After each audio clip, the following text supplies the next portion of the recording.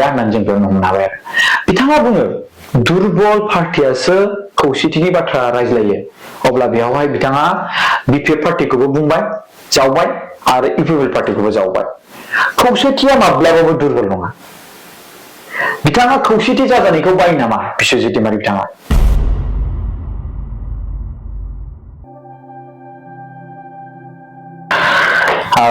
खुलुमबाय जोंनि बर' हारिनि मानगोनां रायजो राजा नोंथांमोन मानगोनां जोंहा बड'लेण्डनि गाहाय मावफुं सोद्रोमा जोंनि बर' हारिनि टप लिडारनि गेजेराव गोग्लैनाय जोंहा बिटिआरखौ सामलायगिरि मानगोनां प्रमद बर' सारा जि मोनसे डिबेटआव जिरायदों बे डिबेटनि जि माखासे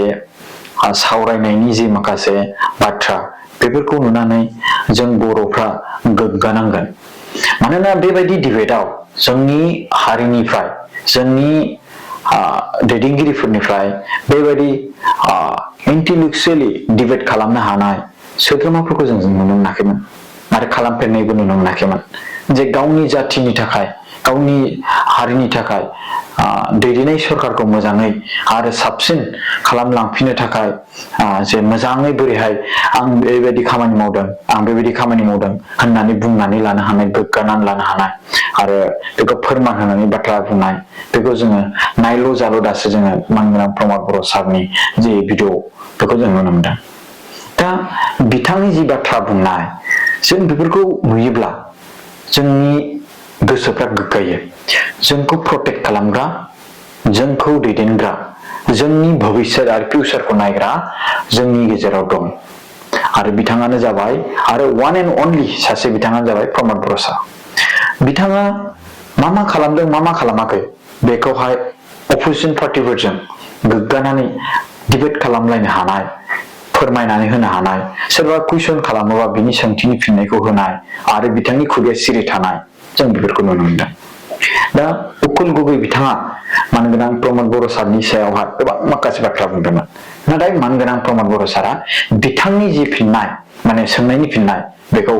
गोबां इजियै मिनि होदोंमोन आरो लोगोसे बेवहाय उकिल गगैनि जि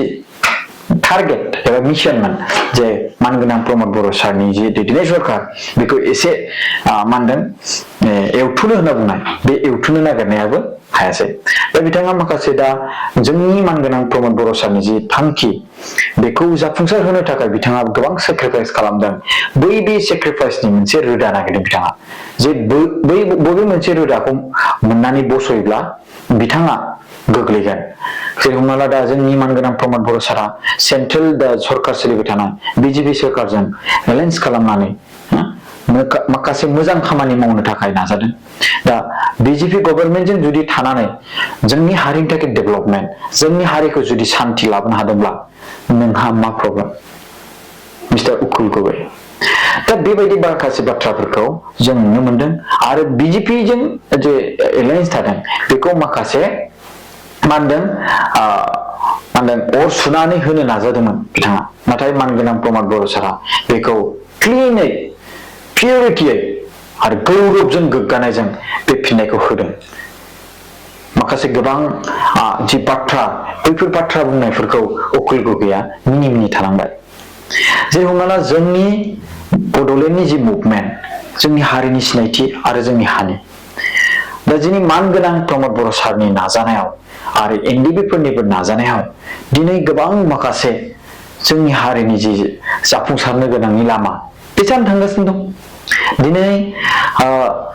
जिआइटेक खालामनानै जोंनि जाथिनि सिनायथिनि थाखाय दावगानांगोन नङा होमबा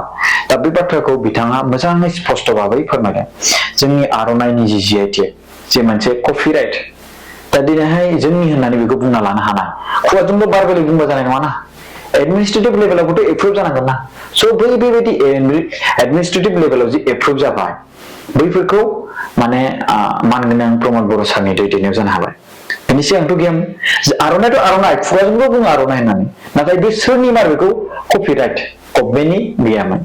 मानोना जिअग्राफिकेल इन्डिकेसन दा बै बेसादखौ मानगोनां प्रमद बर' सारा बिथांनि दैदेननायाव मावफुंबाय दा अनला खारैखौ लानानै जुमाय गोरानखौ लानानै माइब्रा बिदैखौ लानानै जोंनि जेसेबांखिनि खाम सिफुं जथा बेफोरखौ लानानै बैफोर जि मोनसे GI टेग बै GI टेग खौ मानगोनां प्रमद बर' सारा जोंनि हारिनि सिनायथि होननानै बेखौ जों दा लानो हाबाय। बुंनाथ' लाखायोमोन जों सिगांनिफ्रायनो आरो नाथाय गभर्नमेन्टनि जि मोनसे राइट्स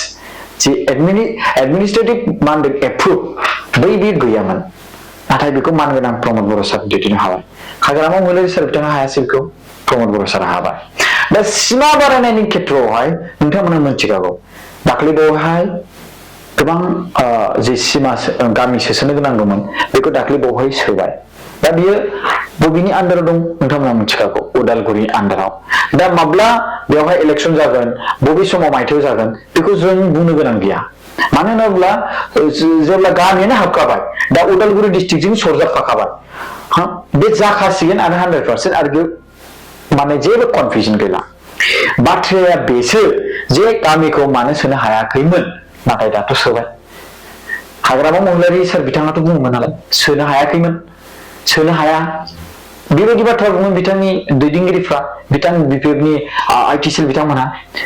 दा नोंथांमोननि जि सोंनाय बे सोंथिया गोमाबाय। मानो होनबा मानगोनां प्रमद बर' सारा गामिखौ सोसनबाय। बिथांनि दैदेननाय सरकारा गामिखौ सोसनबाय आरो बिथाङा नोंथांमोननि हायै मा होनदों नोंथांमोननि दैदेननायावनो जे बिटिसि सेक्रेटारि दा जे जाफुंजोबनांगौमोन नोंथांमोना बुङो 1 कोटी तारिख लाबोदों 1 कोटी बेखौबो नोंथांमोना मावफुंजोबनो हायासै। बेखौ मानगोनां प्रमद बर' सारा फैनानै गेटखौ लुफुंबाय आरो इएमफोर बा एमसिएलएफोर थाग्रा बै हस्टेलफोरखौबो लुगासिनो दङ। नाय सिगांनि जि माखासे सेक्रेटारियेटनि जि समस्या पार्किंआनो गैयामोन बेखौबो बानायबाय मानगोनां प्रमद बर' सारा गेटखौ बानाय। दा आरो कारिगावआव एसेबां मोजाङै साजिनाय जोंनि नेरसोनथि आइडेन्टिटिखौ लानानै जोंनि जि खाम आरो सिफुं सेरजा बैफोर आर'नाइ जि बेफोरखौ लानानै मोनसे मोजां गेट बानायनो थांगासिनो दं बड'लेण्ड गेट। जों बड'लेण्ड गेटखौनो होनगोन मानो होनबा बिटिसि सेक्रेटारियेटसिम फैनायनि थाखाय कारिगाव गेटथ' बुंनाय नङा माबा मोनसे नामथ' बुंनांगोन मोजाङै गोग्गानो थाखाय। स' बेबायदि मोनसे गोबां मोजां प्रजेक्ट आरो बेखौ कनस्ट्राक्सनाव दंगासिनो दं मावगासिनो दं। नोंथांमोना फैबा नुगोन खामानि मावगासिनो दं। आरो मोनसेबाव बाथ्रा दा मानगोनां हाग्रामा महिलारि सार बिथाङा मोनथिखागौ जे बिथाङा सरकारखौ दानो हाला। बिनि थाखायनो मा होनदों खौसेथि जेब्ला बाथ्रा बुङोब्ला डाइरेक्टलि बिथांमोननिब्ला मा होनदों बिजेपि जि सरकार एलायन्स बेखौ सिफायनानै गावसोरजों जइन जानांगौ। How it is possible? नोंथांमोनहा बेबायदि सिफायना फैयोब्ला दानि जे दैदेननाय सरकार इउपिपिएल सरकार बे रावजोंबो दुसमन खालामनो गोसो गैया आरो रावजोंबो दुसमन लाया। बिथांमोनहा हारिनि थाखाय खामानि मावनो फैदों सोरजोंबा दुसमन खालामनो थाखाय फैयाखै। दा नोंथांमोनहासो हारिनि थाखाय खामानि मावनायखौ नोंथांमोनहा हेंथा खालामगासिनो दं। गामि सोसननांगौ ना बेवहाय सापर्ट दं बिथांमोनहा हाबासो होनना बुङो। हाबा जाया होननानैसो रायजो राजाफोरखौ बुङो। रायजो राजाफ्राबो बेखौ गनायनो थांबायमोन नाथाय दाथ' गामिया हाबबाय। मानगोनां प्रमद बर' सारा बुंमोन जे माने 100% हाबगोन आरो समष्टि जागोन। दा दिनै सोबाय उदालगुरि डिस्ट्रिक्टनि आन्दाराव दा गोग्लैबाय माखासे गोबां गामिया जि सोबाय जि सोनांगौ बेखौ सोबाय। माखासे उफ्रा जि भिलेज बेफोरबो हाबबावगोन लासै लासैनो। दिनै मानगोनां प्रमद बर' सारनि दैदेननाय समाव गोबांखिनि जि खामानि जाबाय बे खामानिखौ नोंथांमोननि सिगाङाव आङो गोबां बुंबाय। जोंनि फरायसाफोरनि केरियारखौ लानानै जायफोर बिए मास्टार डिग्री फरायनानै बिथांमोना सोरबा न'खराव राङारि गैयामोन बिथांमोना आंबो आइएस आइपिएस सोरबा माबा मोनसे डक्टर इन्जिनियारिं जानो लुबैदों फरायनो लुबैदों एन्ट्रेन्स होनो लुबैदों नाथाय आंनाव कचिं लानो फैसा गैया। बेफोरखौ लानानैनो सिएम सुपार 50 मिशन बड'फा इउएन सुपार 50 मिशन बानायबाय आरो बिनि दारैनो जाय रोंगौथि गोनां बिथांमोननि एन्ट्रेन्स लानानै सेलेक्टेड गोरों सुबुंखौ फ्रियावनो फोरोंबाय। नायदो मानगोनां रायजो राजा नोंथांमोन गोबां बाथ्रा दङ। दिनै आं मोनसेल' बाथ्रा बुंगोन। बिस्वजित दैमारी सार बिथाङा जि माखासे मानगोनां प्रमद बर' सारनि सायावहाय एलिगेसन लागायो नाथाय सेन्ट्रेल लेभेलाव बेबायदि गैया। अब्ला बिथाङाल' मानो प्रमद बर' सारजों एगेन्स्ट बिकज अफ बिथाङा खालि बिटिसिनि सिंनि सिआरखौ मासिखौ नोजोर होयो। बिथांखौ सोर माब्ला बुंखो चिफ मिनिस्टार मा होनदों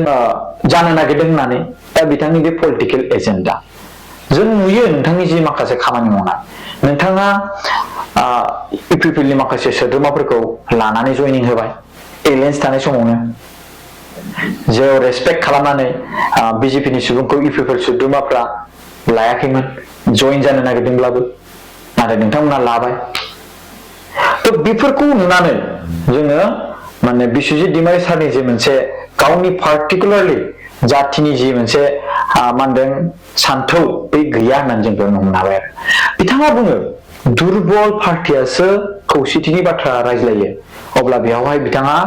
बिपिएफ पार्टिखौबो बुंबाय जावबाय आरो इउपिपिएल पार्टिखौबो जावबाय खौसेथिया माब्लाबाबो दुरबल नङा बिथाङा खौसेथि जाजानायखौ बायो नामा बिस्वजित दैमारी बिथाङा खौसेथिखौ जों जानांगौ आरो